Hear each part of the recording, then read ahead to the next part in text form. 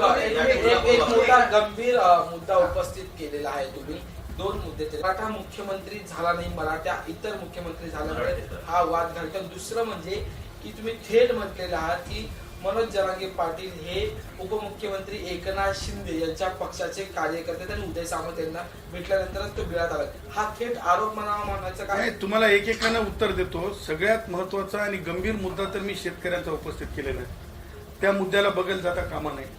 आता ऐका, नाही बघा, ऐका तुम्ही, तुम्हाला ऐकावं लागेल. दुसरा मुद्दा जो मी बोललो, एक लक्षात ठेवा, आमच्याकडे गुराखी साहित्यातला माणूस आहे मी, बरं का.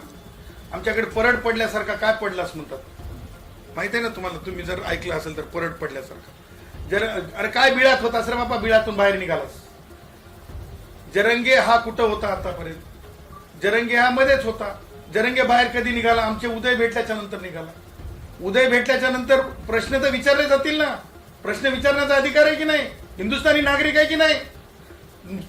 या विद्यमान सरकारच्या बाबतीमध्ये आम्ही आमचे कष्टकरी शेतकरी शेतमजुरांचं नेतृत्व करतो, आम्ही विद्यार्थ्यांचं नेतृत्व करतो. आम्हाला प्रश्न विचारण्याचा अधिकार आहे. कारण आम्ही कटोरा घेऊन राजकारणाची भीक मागायला किंवा कोणीतरी विधान परिषदेची कटोरा घेऊन उभं राहून कटोरात काहीतरी पडल्याच्या नंतर बोलणारे नाहीत आम्ही. हमको जरूरत नहीं है राज पॉलिटिकल पोस्ट की, इसलिए हम डंके की चोट पे बोल सकते हैं. म्हणून म्हणतो की जरंगे हा बिळातून बाहेर निघाला ना, वळवळ वळवळ वळवळ वळवळ कधी करायला लागला? उदय भेटून आल्याच्या नंतरच करायला लागला. सन्मान्य उदय माझे मित्र आहेत, मंत्री असले म्हणून काय झाले? प्रश्न विचारले जातील, काय चर्चा झाली ती सांगावं लागेल. आणि त्या पुढे जाऊन मला हे म्हणायचंय, जरंगे माननीय मुख्यमंत्री महोदयांवर हाणून पाडून बोलतो. ते महाराष्ट्राचे मुख्यमंत्री, राजकीय पक्षाचे मुख्यमंत्री नसतात. पंतप्रधान महोदय हे देशाचे पंतप्रधान असतात, राजकीय पक्षाचे नसतात. हाणून पाडून बोलण्यामागचं कारण काय? मुख्यमंत्री महोदयांनी एक काल घोषणा केली, कांद्याच्या बाबतीत घोषणा केली, कांद्याच्या भावाच्या बाबतीत घोषणा केली, शेतकऱ्यांच्या बाबतीमध्ये बैठक झाली काल. हे सगळं चालू असताना कायदाच नको, कास्ट स्क्रुटिनीचा कायदाच नको, हे ज्या प्रकारचं वर्तन आहे ते वर्तनाच्या आधारे एकनाथ शिंदे साहेब माननीय उपमुख्यमंत्री आहेत, त्यांनीच आता उदयला पाठवावं आणि जरंगेला सांगावं, stop the politics, stop the politics, stop the politics. थेट म्हणतोय मी एकनाथ शिंदे साहेबांनी जरंगेला की नाही आवर्त घ्यावं. एकनाथ शिंदेची फूस आहे का जरंगे पाटलांना? मी काय म्हणतो, एकनाथ शिंदे साहेब खूप मोठे आहेत. एकनाथ शिंदे साहेबांची क्रेडिबिलिटी लय मोठी आहे. आता जरंगे सारखे वळवळ करणारे जे असतात ते काहीतरी कुणाच्या तरी सावलीत जाऊन काहीतरी करत असतात. एकनाथ शिंदे साहेबांच्या सावलीचा फायदा घेऊन, म्हणजे उदयच्या भेटीचा फायदा घेऊन हे जरंगे जर वळवळ करत असेल आणि कायदा बाह्य करा म्हणत असेल, आमचं म्हणणं काय लक्षात ठेवा तुम्ही, आंदोलन कशासाठी आहे? आंदोलन कास्ट स्क्रुटिनी कमिटीच नको म्हणल्यासारखी आहे. मला सांगा, उद्या जर कोणी म्हणलं की नाही मला डायरेक्ट IAS करून टाका, चालेल का? ती पद्धती आहे, पद्धतीच नाकारायची. ताबडतोब आणि अर्जंट फक्त भेटी होऊ शकतात. ताबडतोब आणि अर्जंट फक्त बॉक्स मधले वजे दिले जाऊ शकतात, बॉक्स मधलं ओझं दिलं जाऊ शकतंय, बॉक्स मधलं ओझं दिलं जाऊ शकतंय. आमच्या उदयला माहित आहे बॉक्सचं ओझं. या सगळ्या पिशी तुम्ही उदयचं नाव अनेक वेळा घेतला आणि जो आरोप शिवसेनेवर मागच्या अनेक दिवसांपासून खोक्याचा होता, आता त्याला तुम्ही एक नवीन शब्द बॉक्स आणि बॉक्स आणि हे समीकरण मला माझ्या उदयकडून आंब्याचा बॉक्स आलेला नाही. मला येईलच, नाही आला तर मी रत्नागिरीला जाईल आणि उदयनं नाही ऐकलं तर मी उदयच्या घरी जाईल, पण मी आंबे मात्र उदयचे खाऊन राहील. क्यों जयश्री? आंबे तर उदयचे खाऊन राहणारच. नाही छोडूंगा उदय, नाही छोडूंगा उदय. पण ते आंबे बॉक्स मध्ये असतील. अरे उदयला काही विचारायचं ठेवा. पण तुम्ही म्हणाल की उदय सामंतांना बॉक्सचं वजन माहिती आहे, तर कोणत्या अनुषंगाने आंब्याच्या बॉक्सचं वजन? मी तुम्हाला असं काही बोललो नाही, तुम्ही चुकीचे अर्थ काढत आहात आणि तुम्हाला सांगतो मी फक्त बॉक्स आंब्याचे असतात. मी खोक्या, मग माझा मित्र आहे, मी काय करावं ते तुम्ही ठरवणार का? बोके माहित नाही. मला खोके वगैरे माहित नाही, मला बॉक्स आंब्याच्या माहित आहेत, कारण सीझन आंब्याचा. तुम्ही आंब्यांच्या बॉक्सबद्दल बोलताना पैशांचे सिंबल केलं ना असं आता नाही, ते काय आमचा जुना हिशोब माझा उदयचा माझा मित्र आहे ना. बघा, उदय माझा कौटुंबिक मित्र आहे, काय जयश्री बरोबर ना. आणि आय रिस्पेक्ट फुल फॅमिली. म्हणजे उदयची जी माननीय उदय जे सामंत आहेत ते मंत्री आहेत, त्यांची पूर्ण फॅमिलीचा मी आदर राखतो. खूप चांगली फॅमिली आहे. आणि काही गोष्टी ज्या असतात जे म्हणजे सिम्बॉलिक सांगून सुचवायच्या असतात, त्याच्यामुळे आंबे म्हणजे आंबे जयश्री आहे ना यार. तर या सगळ्या गोष्टी सिम्बॉलिक समजवण्याचा प्रयत्न आहे की आज मनोज जरंगे एखाद्या म्हणजे प्रश्न नसताना प्रश्न निर्माण करून एखाद्या क्लीन इमेज असलेल्या माननीय मुख्यमंत्री महोदयांवर जर बोलू शकत असेल, तर उद्या कुणीतरी माननीय एकनाथरावजी शिंदे साहेबांवर सुद्धा कोणी बोलेल. ह्या सगळ्या गोष्टी ज्या आहेत ना, राजकारणाच्या अपरिपक्वतेच्या आहेत. आणि त्याच्यामुळे जरंगे सारख्या टूलला जवळ करण्यात येऊ नये. आणि जरंगेला जर आता मराठा भवन पत्रकार परिषदेत सांगितलंय, हे मुद्दे एवढे बोलके आहेत. आता म्हणजे सांगा, न्यायमूर्ती शिंदे साहेबांच्या बाबतीत ते लोकायुक्त झाल्याच्या नंतर जरंगेच्या कामासाठी पाठवलं जाऊ शकते का?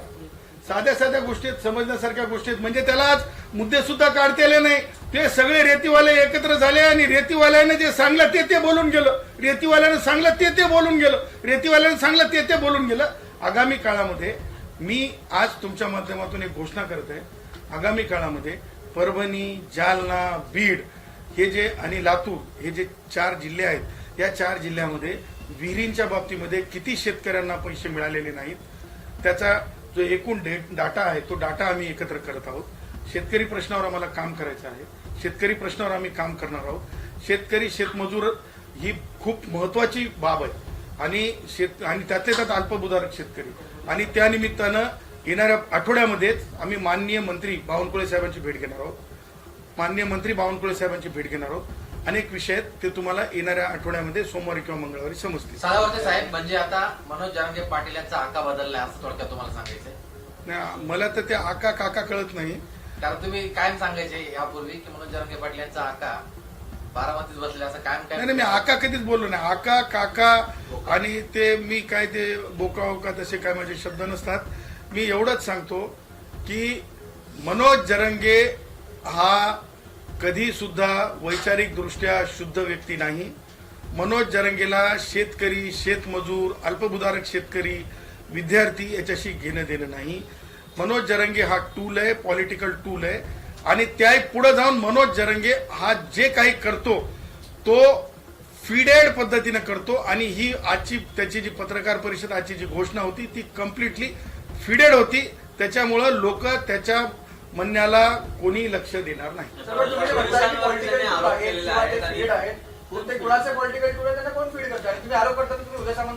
माझा उदय सांगेल, त्यांना प्रश्न विचारला. सक्षम आहे माझा मित्र उदय, एकदम सक्षम आहे. माझं काहीतरी त्यांना विचारायला ठेवणार की नाही. देखील आरोप केलेला आहे. त्यासोबतच गॅजेट जे देत आहेत ते देखील थांबवण्यात आलेले आहेत. सरसकट ज्या गॅजेटनुसार आहे ते प्रमाणपत्र वितरित करण्यात यावं अशी पुन्हा एकदा मागणी केलेली आहे. सरकारकडून जे प्रमाणपत्र आहेत वितरित करतायत त्याला कुठेतरी थांबवण्यात आलेलं आहे असं देखील आरोप केला. मंदिरातली शिरणी अशी डायरेक्ट थेट वाटण्याचा अधिकार आहे. मंदिरातली शिरणी थेट वाटण्याचा अधिकार आहे. जातीचे प्रमाणपत्र व्हॅलिडिटी ही कास्ट स्क्रुटिनी कमिटीला त्यांच्या दिलेल्या जे 4 वेगवेगळ्या कमिट्या असतात. एक कमिटी असते व्हिजिलन्स कमिटी, दुसरी असली रिसर्च ऑफिसर, तिसरी असते ऍडमिनिस्ट्रेटिव्ह कमिटी. हे आणि उपजिल्हा ऍडिशनल कलेक्टर त्याचे प्रमुख असतात. ही ह्या कमिटीला बाजूला सारून उद्या जरंगे म्हणाल की ग्रामसेवक म्हणजे गावातल्या कोतवालालाच प्रमाणपत्र द्यायला सांगा, असं चालत नसते. त्याच्यामुळं जरंगेचे जेवढे लाड करता येतील कायदेशीर दृष्ट्या ते केले असतील. परंतु जरंगे आता कायदा बाह्य जर म्हणाल, उद्या भारताचं संविधानच नको म्हणाल, तर ते असं होऊ शकेल का? कारण कास्ट स्क्रुटिनी कमिटी संविधानातून ओरिजिनेट झालेली आहे. कास्ट स्क्रुटिनी हे रिझर्वेशन मधून ओरिजिनेट झालेली आहे. त्या कास्ट स्क्रुटिनी कमिटीला बेदखल करता येत नाही. सरसकट गुन्हे देखील मागे करण्याचं सरकारने सांगितलं होतं, परंतु ते देखील झालेलं नाहीये. बघा, बसेस जाळ्या असतील, लोकांना मारहाण झालेली असेल, पोलीस भावांना मारहाण झालेली असेल, पोलीस महिलांना मारहाण झालेली असेल, मी तुम्हाला सांगतो कुणीच पोलिसांना झालेली मारहाणीचे गुन्हे वापस घेऊ शकत नाही. कुणीच आमच्या लालपरी एसटी महामंडळाच्या जाळण्याचे गुन्हे वापस घेऊ शकत नाही. कुणीच फिजिकल व्हायलन्सच्या बाबतीतले गुन्हे वापस घेऊ शकत नाही. हा कायदा माननीय सर्वोच्च न्यायालयाच्या सहानी विरुद्ध भारत सरकार ह्या केसमधून आपण वाचून घ्यावा.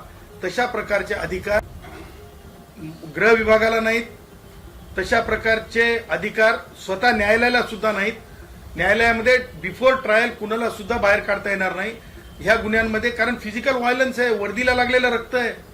डीवायएसपी कुठे होते?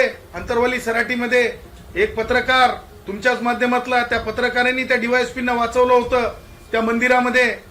त्या पत्रकारांनी कसा श्वास दिला होता त्या डीवायएसपींना, ह्या सगळ्या बोलक्या गोष्टी आहेत.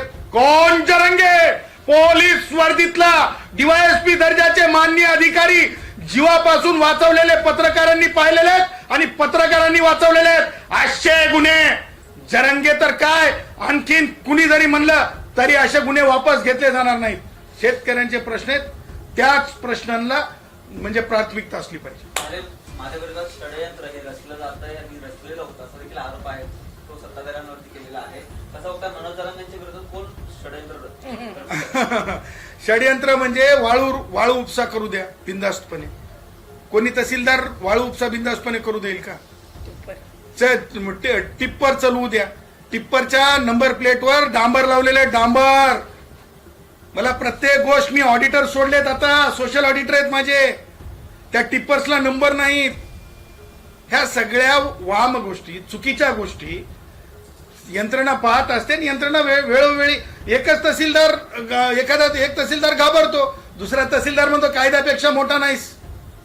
आजकाल जरी कोणी आमदारांनी जरी तहसीलदारांना फोन केला तर साहेब लेखी लिहून पाठवा म्हणताय तहसीलदार सुद्धा. त्याच्यामुळे तहसीलदारांना सुद्धा माहिती आहे स्वतःचे अधिकार. आता जरंगेला काय वाटतंय की कायदाच नको, कायदाच सोडून सगळं करा. कायदा सोडून काहीच होऊ शकत नाही. जरंगेला मी परत सांगतो, परत बिळात जाय बाबा, परत बिळात जाय बाबा, परत बिळात जाय बाबा. 8 महिने दिले, आता फडणवीसांना सुट्टी नाही, आणखी वेळ देऊ शकत नाही असं पण म्हणताय. कोण आहे जरंगे? कोण आहे जरंगे? जरंगेनं अंतरवलीतून मस्साजोगची ग्रामपंचायत सुद्धा सुपडा साफ झालेली जरंगेच्या विचारानं. जरंगे सोबत कोण आहे? आणि ग्रामपंचायतीमध्ये स्वतः ग्रामपंचायतचा मेंबर म्हणून निवडून येऊ शकते का जरंगे, असा माझा प्रश्न आहे. त्याच्यामुळं जरंगे, मी तुम्हाला सांगितल्याप्रमाणे जरंगे हा काल निरूप कुणाचा तरी विषयाचं एका प्रकारचं, मी म्हणत नाही टूल, परंतु टूल प्रमाण आहे. स्वतंत्र मराठा आणि कुणबी मंत्रालय स्थापन करायची मागणी त्यांनी केली आहे. बघा, एक लक्षात ठेवा, ओबीसींच्या प्रश्नांसाठी ऑलरेडी मंत्रालय आहे. आणि तुम्हाला सांगतो, आपल्याकडे एका होमोजेनियस क्लासमध्ये अनेक प्रकारच्या जाती असतात. प्रत्येक जातीसाठी मंत्रालय स्थापन होऊ शकते का? कारण ओबीसी हे एका होमोजेनियस क्लास प्रमाणे पाहिलं जाते. कारण त्या वर्गासाठी, ओबीसीसाठी, अनुसूचित जाती जमातीसाठी खास करून पाहणारा समाज कल्याण विभाग आहे. त्यासाठी अशा प्रकारच्या मागण्या ह्या मला आता म्हणू नये, परंतु ते म्हणतात ना, गायली गीता आणि कालचा गोंधळ बरा होता, गायली गीता परंतु कालचा गोंधळ बरा होता, डॅश डॅश समोर गायली गीता आणि कालचा गोंधळ बरा होता. तशाला सांगून काय फायदा? तशाला सांगून काय फायदा? धनंजय मुंडेंवरती देखील आरोप केलेले आहेत. धनंजय मुंडेंना ते बोलतात की माझ्या बोलल्यावर त्यांना परिणाम आहे तो मिळतो आणि त्यानंतर त्यांनी 28 गुंठे जागा आहे ती मराठी भवनाला दिली, त्यानंतर ती वर्ग करण्यात आली. मराठ्यांची पोरं मारण्याचं काम धनंजय मुंडे करतात. बघा, त्याला मनोजला प्रसिद्धी पाहिजे. माननीय धनंजय मुंडे साहेबांच्या विरुद्ध मला आतापर्यंत जे आहे यांनी मनोजनं म्हणल्यामुळं एखादा सबस्टिट्यूट म्हणजे एखादा सबस्टन्स एखाद्या केसमध्ये कुठेही दिसलेला नाही.